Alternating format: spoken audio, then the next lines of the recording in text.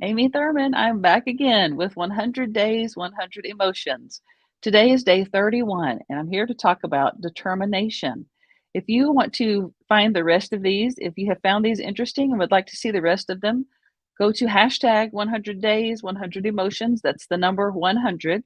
It's streaming live on Facebook, LinkedIn, and YouTube, and you can find all of them there.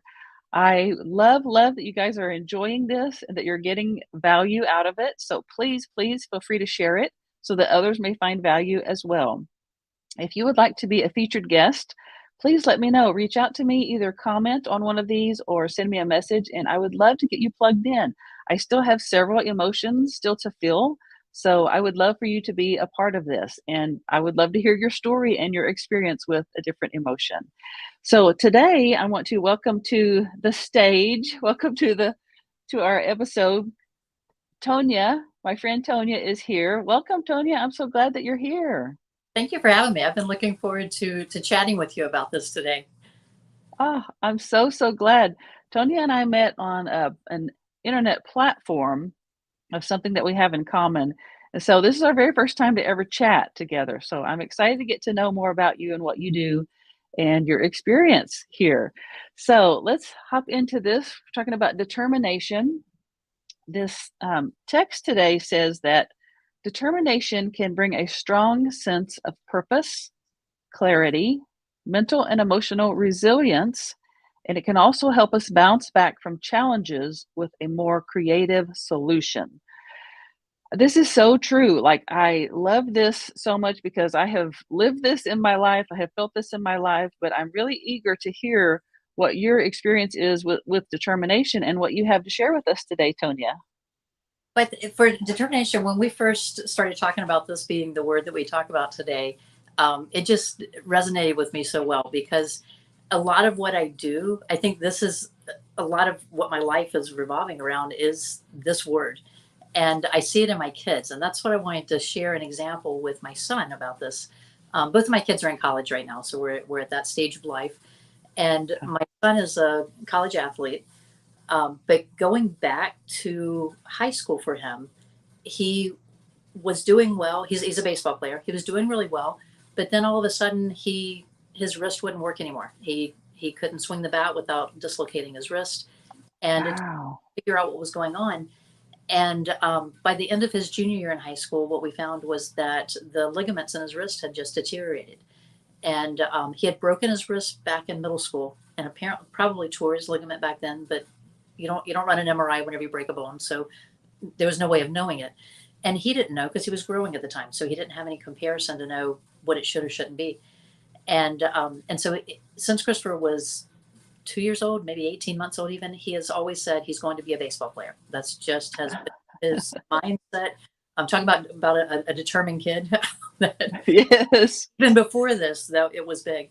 And so the end of his junior year, he went in for surgery to do something that doesn't, I don't know how many times they've even done this, but they took ligaments out of his arm and rebuilt his wrist. And so Wow. literally had a reconstructed wrist and took about a year before he could start throwing or doing anything again. So a long time with a lot of patients having to be practiced there. But he started college. 2020 hit at this point, by the way. So Mm. he wasn't able to play a senior year because they lost that year and because of COVID, and found a camp and a coach picked him up at the camp. So, but that wasn't because of his playing because he had just started playing.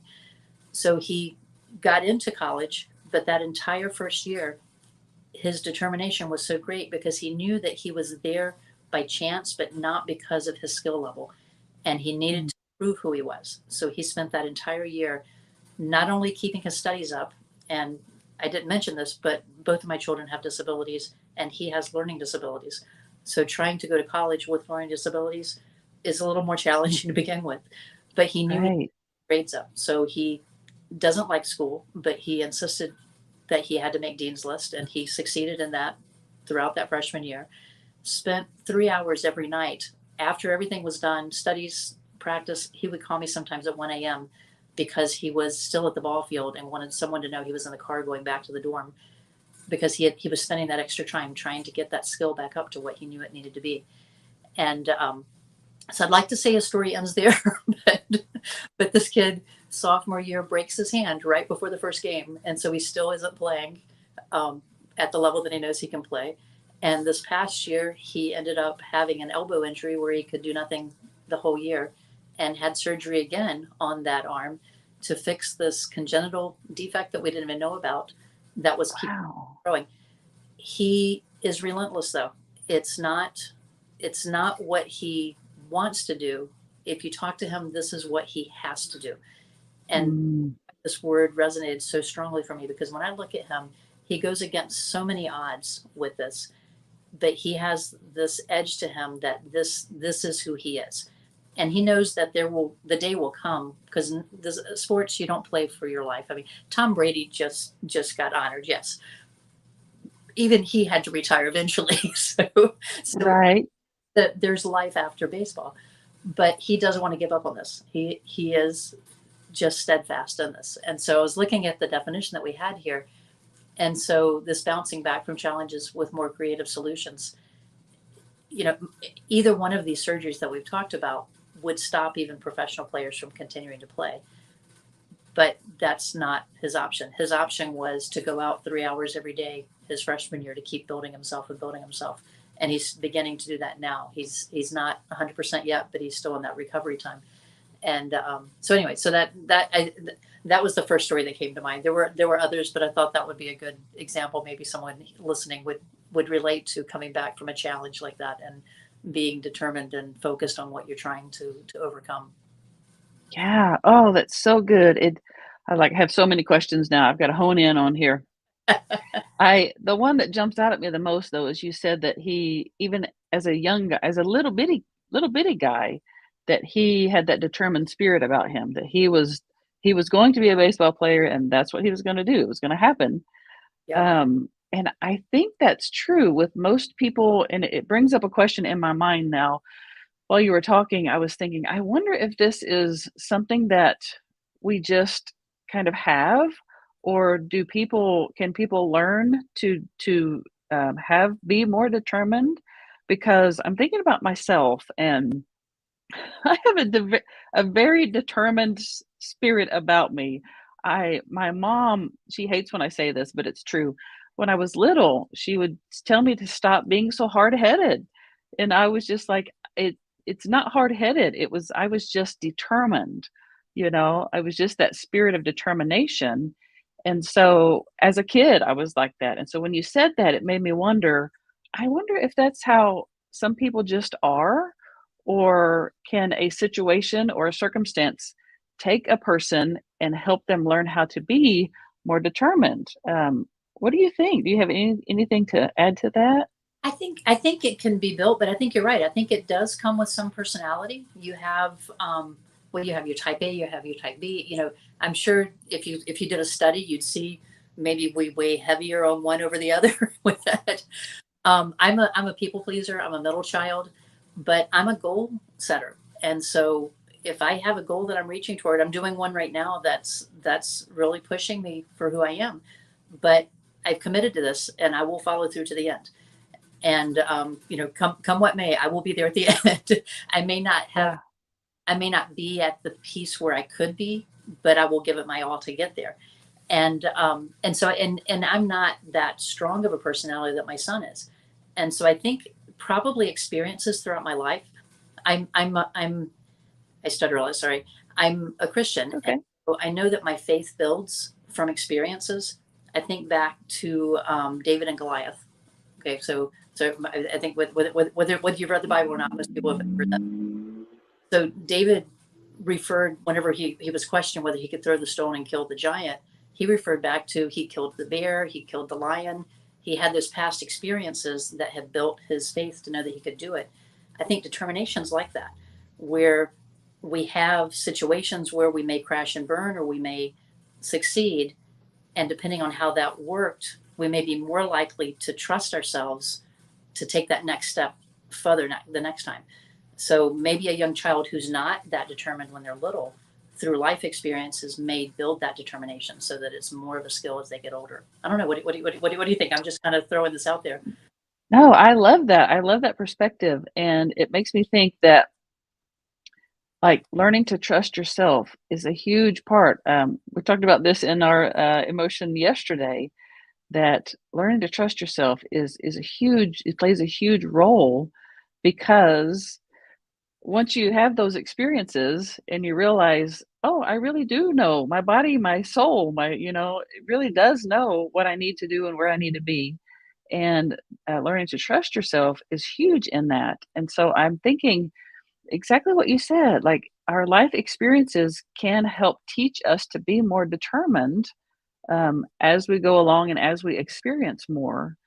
It's just, man, my mind is just,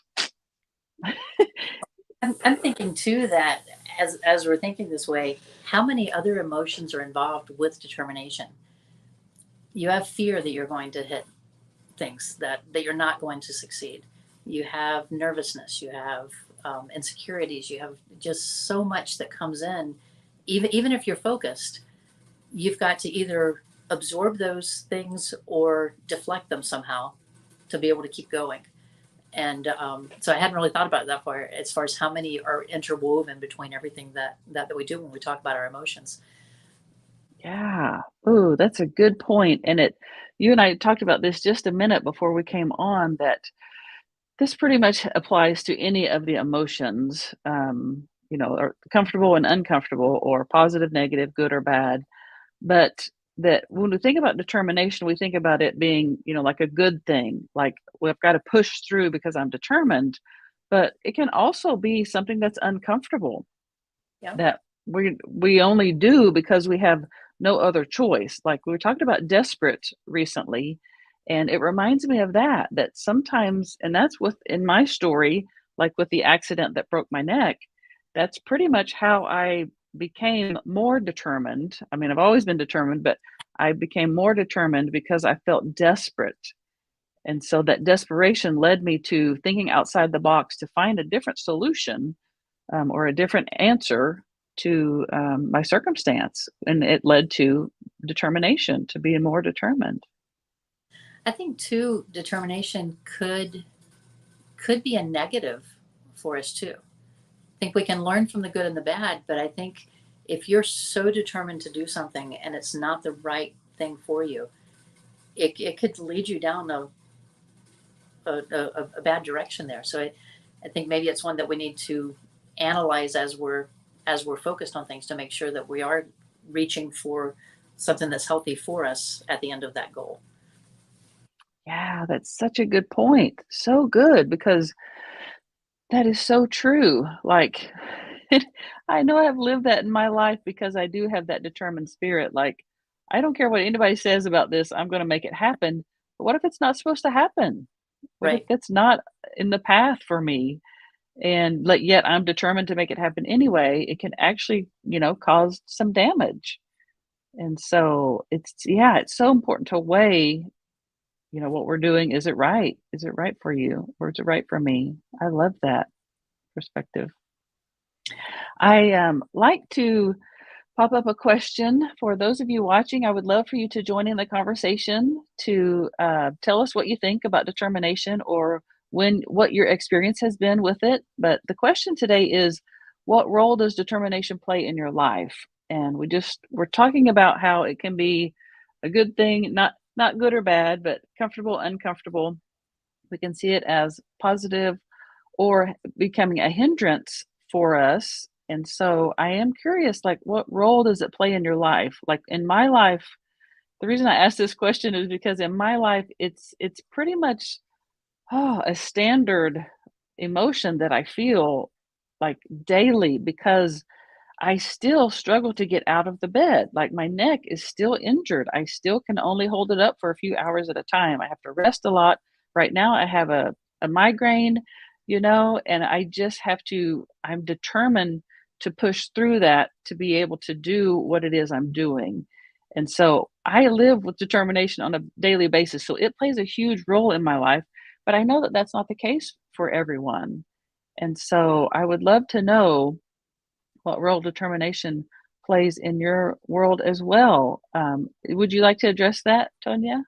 Sure. I was similar to you, not to the extent of you. I have MS, and so I Yeah. I feel like this is part of that as well. You know, you go through the early years after a diagnosis, wondering each morning, will I walk today, or not? And so where determination comes in with that is this challenge that I said I'm in for the next 21 days. It's a health challenge that I'm doing because I'm trying to do everything in my power to make sure that I'm protecting my future self against a disease that can be very debilitating. And so I think that's part of what that is just staying focused on what that goal is and why why I'm doing certain things. Without determination, I wouldn't even be trying them right now. It keeps the focus going. Yeah, yeah, that's so good because oof, my brain and, having a migraine, my brain is struggling right now to form the words, but it's also reeling it with the thoughts that, oh, there are so many questions I have now about determination, and the role that it plays in our lives. Yeah. But yeah, if you're watching, I would love to know the role it plays in your life and how you live with it. And is it something that steers you along the wrong path sometimes? Or just so curious about that. Oh, I love that so much. Okay, all right, let's move on to the image. If you have watched these before, you know that I use an AI image generator to create an image that represents the emotion of the day. And so today we're talking about determination. And so this is the image that it created when I asked it to create an image that represents the emotion determination. For the most part, these have been spot on. Like, I love using these images because I learn a lot from them, from just looking at them and trying to figure out why it created this image for that emotion. And so that's one of the reasons I do it because art can speak in without words. But this one is interesting today. Let me full screen this. And honestly, this is not what I was expecting when I mean, not that any of them are, but this is definitely not what I expected to see with determination. Um, but it speaks to me like the sun in the middle. I'm just like, that's the focal point. To me, like the sun is determined to shine, to be there amidst all the chaos that's going on around it. Like, look at all of that, those lines and all that that's going on around it. But it's like, to me, I see that the sun is determined to do its job regardless of what's happening around it. What else? What do you see in this, Tonya? So I'm looking at this. I'm looking at it totally differently here. So the first thing that jumped out to me was we have the trees on the left middle section, and Mhm. then it looks like the trees again in the middle further in, and it almost looks to me like a set of hands holding an orb that's reflecting what's in the foreground. Um, Ooh, like I don't know if I see this as determination though. It almost looks like comfort to me, and maybe yeah. there's comfort in having that direction and having know being determined and knowing where you're going. Maybe that's how that's coming into place where there's like a protection because you're not veering. Your blinders are on. You're not seeing all those distractions. You're just kind of honed in right on there. Yeah, ooh, I love that, and it's like the sun is paving the way or showing the way. Yeah. It's like, reflecting, illuminated, that's the word I'm looking for, like, it's illuminating the path there that you're supposed to go on. All right. Oh my goodness. So I see it now a totally different way after you said that. So look on the bottom left corner. We're walking a path through all this chaos with those Yeah. everything. But look at the sun that you're saying. It almost looks peaceful, where like that's the promised land that we're heading toward, and like the focus of where we're heading into where that glowing peacefulness is in the center there. So maybe that's how what you're seeing, what I'm seeing, are tying together here now. Yeah. Yeah. Oh, it's always fascinates me. I love this part of it because my brain struggles with creativity in this way. And so to have another person to bounce things off of, oh, I always learn so much by looking at these each day. So, oh, that's so good. Let me get that off there. Fascinating. Oh, thank you for sharing that. It's so cool how we can take two totally different perspectives and they merge into one and see both of them together. Oh, that Yeah. was really good. Really good. Um, okay, so Tonya, if you don't mind to tell them a little bit about what you do and how they can contact you if they would like to work with you. Oh, sure. I'd love to. So I host the Water Prairie Chronicles. It's a podcast for special needs parents. And I mentioned earlier that my son has special needs. My daughter is visually impaired. So both of them have grown up with different types of special needs and disabilities. And so as a parent, it was kind of hard to find our path, to know what questions do we need to ask, where do we go to find what they need to be the adults that we want them to be one day.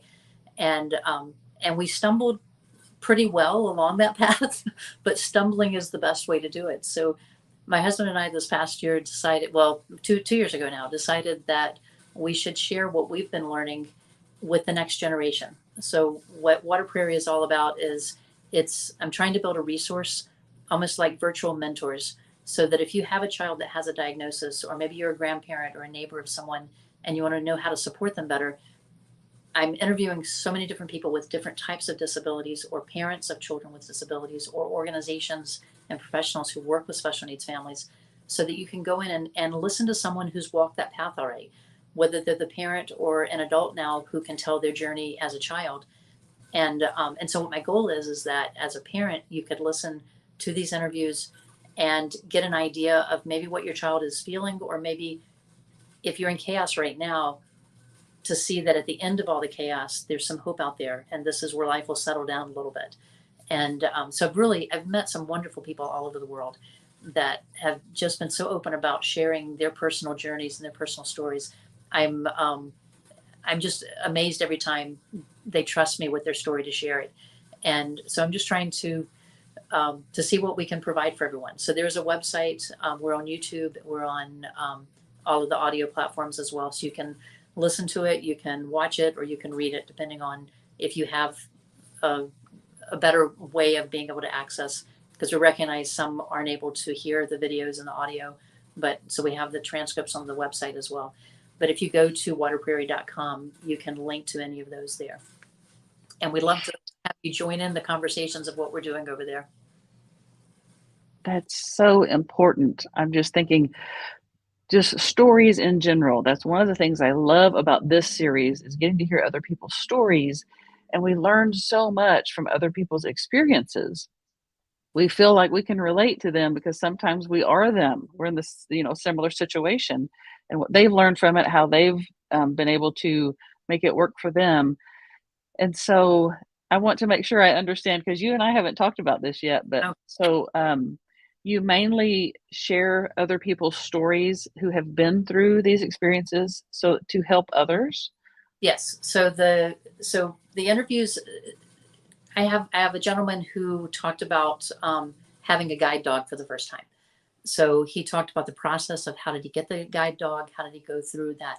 So parents of children with the visual impairment, or maybe adults with the visual impairment, who are thinking about that, they could listen to his story and kind of get an idea of what did he have to go through to do this.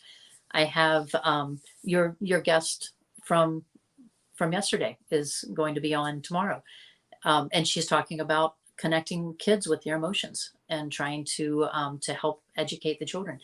We've talked about pregnancy after getting a prenatal diagnosis. How do you, as parents, how do you, whether you're single or whether you're a couple, how do you regroup when you get that diagnosis, and what do you do next? I'm trying to hit where people are searching. Like, thinking back for us, we didn't have a prenatal diagnosis, but we got a diagnosis. You kind of have to regroup whenever you get that, because your world just changed. And as a parent, most parents, through the pregnancy, or whether you're waiting for adoption, whatever the situation may be, you have these dreams of what your child's going to be like. And special needs parents have a dead stop at some point along the line, where they realize this isn't what I dreamed it was going to be. And they need some hope. They need to know that it's going to be okay. We're just going to change our mindset a little bit and change direction. And that's hard to do when you first get it. But if you could talk to someone else who's been there before, then what questions would you ask? And that's what I'm trying to ask in my interviews. So I'm trying to stand in the place of that young parent, or sometimes maybe it's a teenager who is about to launch off into their adult life, and they need some more information because they're going to have to approach that transition differently than their peers are. And so if they could listen to a 30 something year old who has walked that path before them, then they can get some ideas. I have another gentleman that came on. He's autistic. We talked about the importance of making friends and how difficult it is to understand the social cues for him. And he gave some great ideas of how he's making friends. And spoiler alert, he uses Meetup as his first entry because it's safe and then he can move in.